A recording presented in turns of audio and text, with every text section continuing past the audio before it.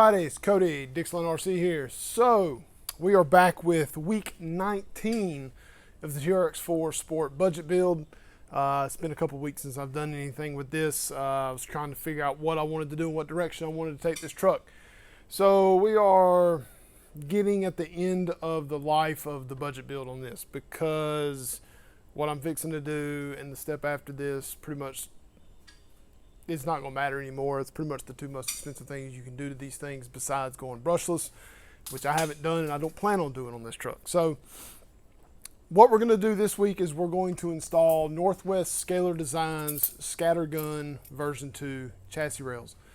I've been linked up with Corin for a while here, and he's a good dude, really nice rails.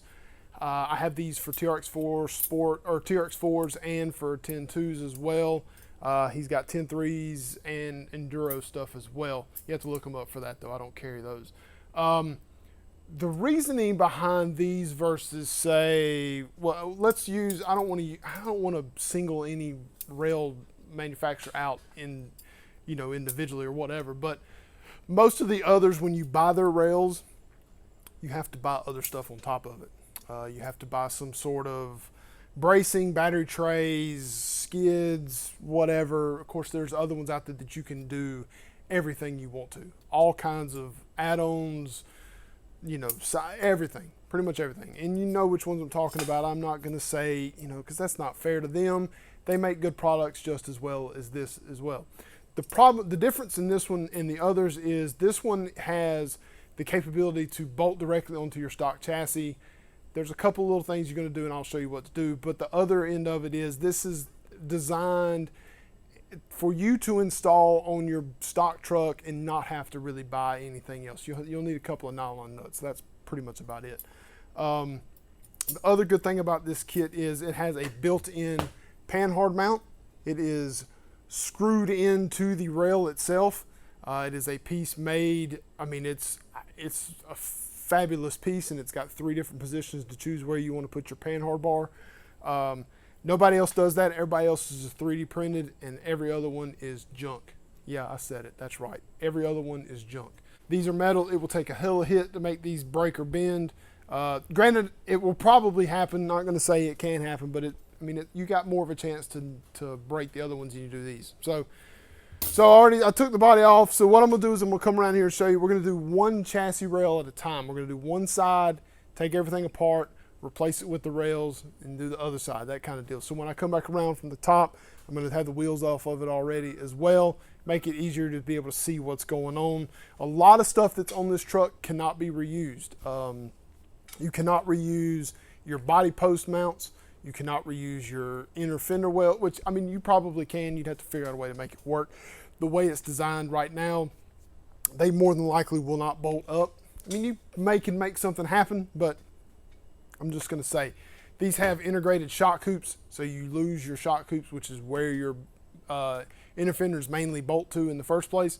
So you kind of lose those on that. There's a couple other little things. You'll lose those, the fenders, the shock hoops.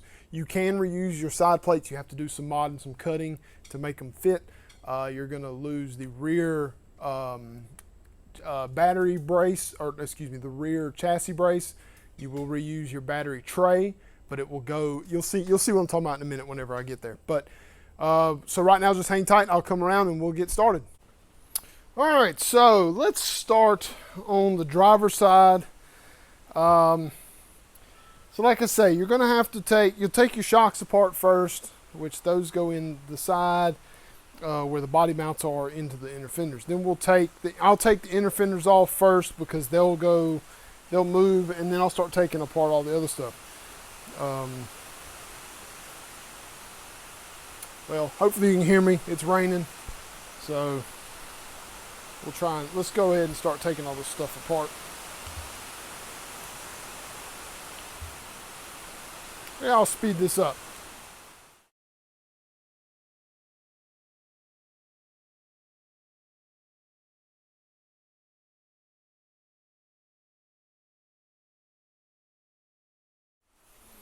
All right, so I removed all the important stuff. Took the inner fenders off. I have disconnected the center brace, the battery tray. Of course, I took off the side rails. The reason being, and I'll tell you why in a minute, I don't know if I'm going to keep them or not, so that's kind of why I didn't really put them back on. So next we're going to do the two bumper mounts.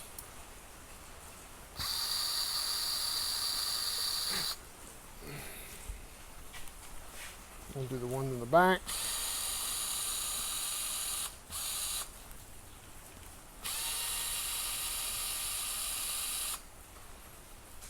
I'm probably going to, I'll leave them alone for now. This one probably needs to be redone, but anyway, that's a whole nother deal. All right, so we got that part there. Keep in mind the upper link goes, you know, that bolt that goes there goes through the skid. It's what holds the upper link on. The only other one that does that's the other side of the upper link as well. The two lowers here, well, excuse me, the other uppers over here in the front on the other side. So we'll get to that in a second. So now we're going to take this one off and then slowly but surely start peeling this rail off this truck. Now, it's not really going to be that bad. The hardest part will probably be the front because of the metal. Yeah, see, there you go there. All right, so now keep in mind that a couple, you know, weeks before this in the video series, not weeks as in time, I put a Bauhaus mount on here. The difference between this mount and a stock mount is this is concave, it's beveled in, not concave, beveled in, versus sticking out. So the cool thing about that is it's going to kind of be out of the way. See, there is a bolt that sticks out, so you kind of got to worry about that as well. I am going to disconnect my servo. I'm gonna take this mount off all the way because I don't think it's going to be usable.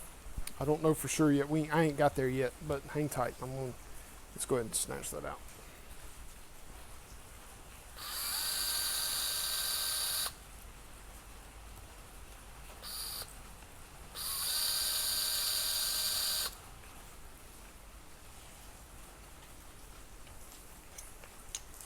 All right, so I removed the bumper in the servo mount, and I'll tell you, you'll see why when I go to throw this together. It's kind of not, it may not work. I don't know if it's going to work or not. All right, so here's going to be the tricky part. Now, I said I wanted to try and do this one side at a time. The reason why that's not going to be super possible is because this rear brace, you remove all the way. You just take it out. It's not needed anymore. In its place of a brace is going to be the battery tray, but you have to move it because of where this actually, maybe not, maybe it'll work. And I've done this already once. I put it on a different chassis just to see what it'll do. So let's try, let's see what it'll do. If not, we can remove it later on down the line. I'm gonna keep that here. Another option, of course, with this whole kit is to cut, well, if I can get this to go in there, you cut this nub off of here, off of the skids. But I'm not going to do that first. I'm going to wait because I don't know if that's a necessity to do right just yet. So let's get this long bolt in here.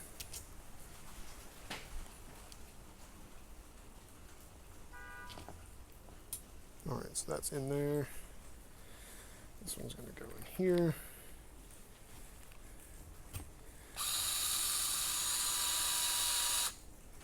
At least we'll get this started, and then we'll figure out what we need to do from there.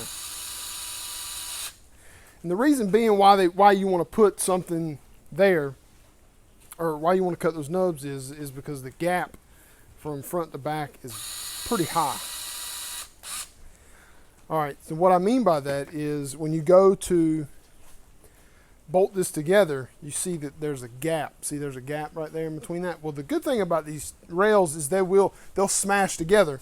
So you can kind of make that work if you need to. Now, some of it's not going to work out that great. Some of it will. It just depends. But also the reason why you have to remove the rear chassis brace. If you look right here, you can see how there's a difference in where everything bolts. So this isn't necessarily needed anymore because this will stiffen that up completely. Also, another thing you can do is you can take this upper mount and put it up here instead of down here. You'll put it up here. you know, give a little bit better geometry, that kind of deal. We're going to get to that later. We're not worried about that right now. So now that I've bolted that down, I'm going to see if I can get I think I'm going to have to do something different with the panhard. I think I'm going to have a different, or move it out or move it or whatever, however you want to do that. So I'm going to flip it over. I'm going to put the other side on, then we can start figuring out what we need to do. Because see, this side, you're going to have to remove a couple of things as well. Like we're going to have to take apart the, straight up, we're going to take off the brace, that kind of, then we got to figure out how to mount all of the rest of it together. So I'll be right back.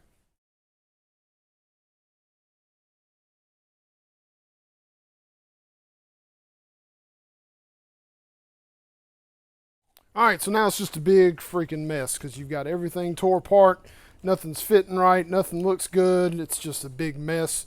Your battery tray is loose. Your steering servo mounts just completely just everywhere.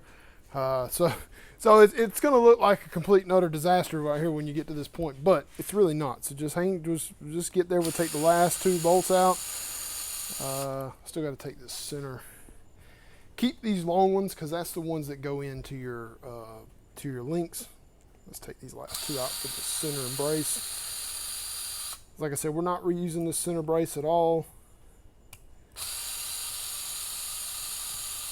So we took it out. It's done.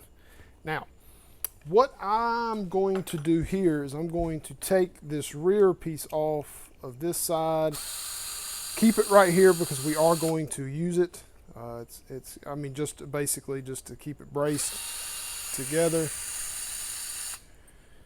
So we will take that off, and it's there. We're going to keep that there because that's going to be used. So the biggest, here's the next simple, not simple, but the middle screw. That's all that's left. Boom, done. Move these out the way. I'm trying to keep those. All right. So now you just do exactly what you did just before. Take your long bolt here to mount the front, the upper link back in. It doesn't look like it's long enough anymore. Oh, maybe it is. All right, take this other long one here for your lower. Now granted, this right here, this part of it right here is just to show you how to build it. It's not necessarily where you should put it, mainly because these lower mounts can be put wherever you want to put them, that kind of deal. It's kind of how they designed it when he made it. These upper mounts can be, like that can be moved over here if you want it to be, that kind of deal. However you want to do it. It's basically, this is pretty much up to you. Also, you don't have to use stock stuff either. You could use the Bauhaus mount if you wanted to. That's okay as well.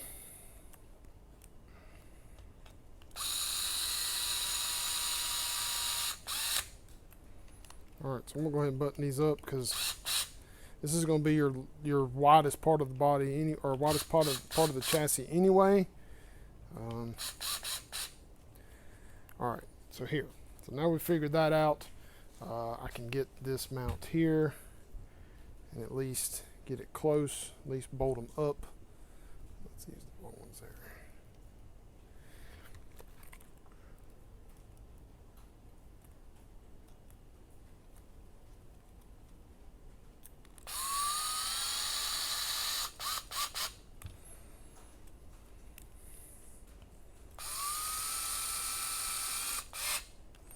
All right, so now, even though you've done that, now it's pretty much mounted as far as how you want that to go. Now the rest of it, you kind of got to figure out on your own where you want things to lay. I kind of have an idea, but here's the biggest issue you're probably going to run into. Now, the gap in this thing is, it's a lot. There's a big gap in between how things look. I mean, you can see the gap here. That's a pretty hefty gap. It's quite a bit compared to what it should possibly be. Also, we still don't even have panhard hooked up. So, I mean, you still got a little bit to do. Now, that's why it's a good idea, more than likely, to take these ears and you just chop them off. It gets everything closer together. It's probably only about 5 or 6 millimeters, which is all you really need anyway. All right, so as you see, the gaps are big. Don't let that scare you. The only thing that I worry about is I have an old Bauhaus mount, which is still 3D printed. I worry about it pulling the threads out because of the deal, but I don't think that's going to be a problem. So what you do is find your screws to put your bumper mount on. So you get a bolt, you put it through the hole, you push it together as well as you can. You can do this by hand if you want to. I suggest not. Just tighten it up, and it'll be, you can probably leave it a little bit loose, will be okay, because it'll give you a little bit of movement as far as however you want to do that. Get a little bit longer bolt than you normally use to mount this together. Lift it up, stick the bolt through the little slot. Just put a little bit of pressure just to get the threads in it. It doesn't have to be perfect. So then you'll get the other side, do the same thing. You lift it up, get the hole. Oh, I missed. There we go. All right, so now it's starting to fill itself up. So it's starting to get to where you just do a little bit at a time, side to side, because you don't want to go too much. You just could tear up the 3D printed part of it. Now, most everybody else has the nice nylon, injected molded part. All right, so we're good on that. Notice I did this with a screw gun. If you've never done it with a screw gun before, do not use a screw gun. I have done it a couple of times, so it's not that big of a deal to me. You can easily strip out a part really quickly, especially this 3D printed stuff. Now the back's done, so to speak. I mean, it's kind of you see how it kind of gets fat and then goes kind of skinny. Well, that's because of this here, the part of the skid. You can trim some of it off. We may do that at a later date. I'm not really going to do that right now. So we're going to put our shocks on. I'm going to use the very front as far as I can. I got a couple of nuts and bolts laying around that I can use. Well, you get a 3 millimeter by 25 millimeter screw. That's what you're really going to use. Well, that's what I'm going to use. Of course, not everybody's going to do what I'm doing. So keep that in mind. Take that. I'm going to put it at this point here.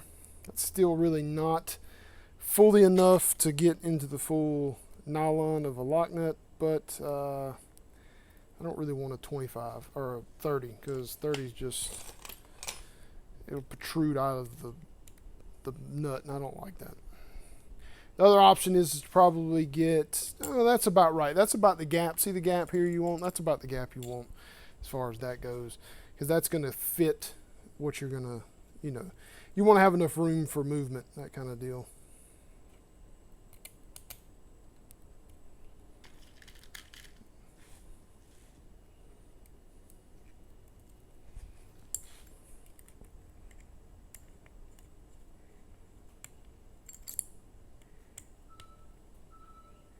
All right, so the rear's done. Now the front. Now, again, this is a 3D printed part here that I'm going to shove on this thing. This one's probably going to be a little bit tougher because it's not really designed for this much stress, more than likely. So let's just try and see what it'll do. I don't really know what it's going to do. Now, where the mount goes, where the servo mount goes, it's got a little bit of a, the hole's got a bit of a, you got room. You can have movement. You can adjust how you want it to fit into the truck. That's cool. It's good to have. It's nice to have adjustment, especially when you're doing something like this, because you don't really know what you're going to wind up with, how it's going to wind up fitting, that kind of deal. Hopefully doing this part here will help with my problem with the panhard not reaching. Let's hope anyway. This may not work at all. We'll see. All right, so we got that in there. Another decent sized bolt.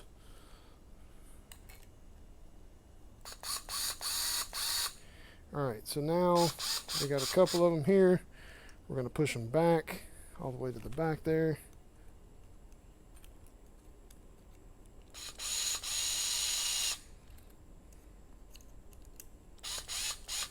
Now would be a good idea if you're going to reuse your front, you can't see that at all.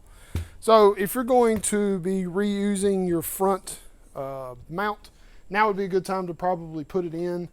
I'm going to put it in here just for purposes of this, just because I want you to be able to see how it goes. I'm going to loosen these up because of that. That one that needs to be loosened. Just enough to wring it out there. Get your bolt, get that in here. You may have to push it out just a hair because of how tight this is getting. It may be a good idea to do that, to push the rails apart to get it to where you want it.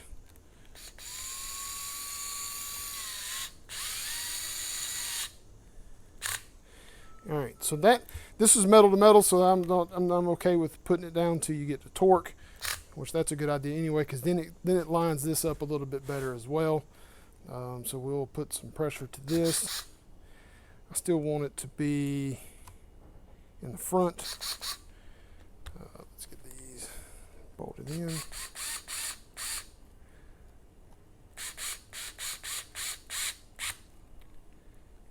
All right. Heard it clip.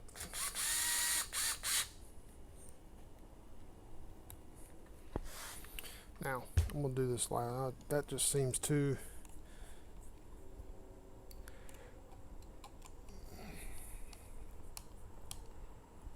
All right, so I did those by hand just because I wanted to see what it would do. Of course, now you got to wonder how you're going to do your panhard, and then you also got to figure out how you're going to do your shocks. Now, the rear is easy because it's simple. It doesn't really move that much, but the front is not that simple. As you can see, the front, it looks like it's off a hair, and that may be because I don't really know why. Well, there it would go there. So let's get these bolted on here real quick so we can figure out what we need to do. I'm sure some geometry stuff needs to be done. Figure out where links, where you want them to go, that kind of thing, because they're not going to be correct once you move from stock to this. More than likely, it's going to change something. So keep that in mind as well.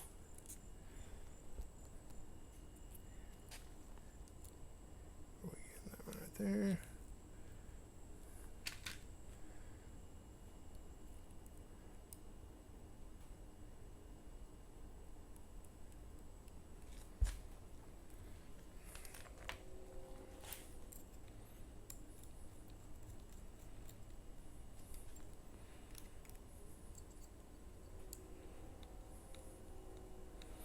There could be a high chance that those are too long of a standoff as well. See, you can get it, you just got to get it lined up about right there. Of course, the panhard is not long enough.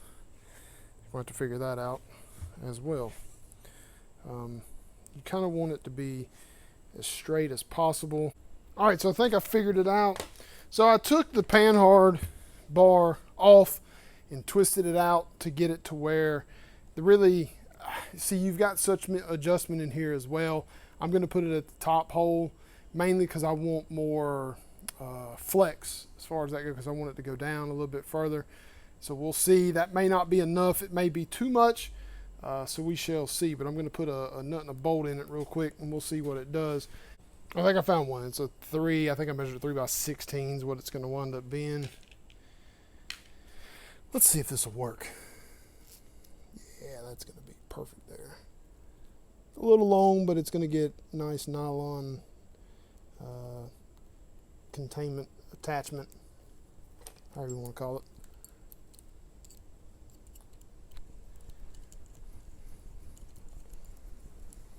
That's not bad at all. It's going to be perfect. So your limiting factor in all this is going to be your drive shaft touching your skid. Right now it's rubbing. You can actually kind of almost see the mark where it's been rubbing the whole time. Because I've always had a low truck anyway. But now for sure it's going to be like that. I'm going to figure something out about it. So that's how you install your NWSD Scattergun version 2 chassis. Now, this isn't for just anybody. This is kind of for the person that just wants to do something that's going to be better than their stock setup. Granted, it does need a little bit of stuff to get it going. You need to buy some nylon nuts and a little bit some spacers.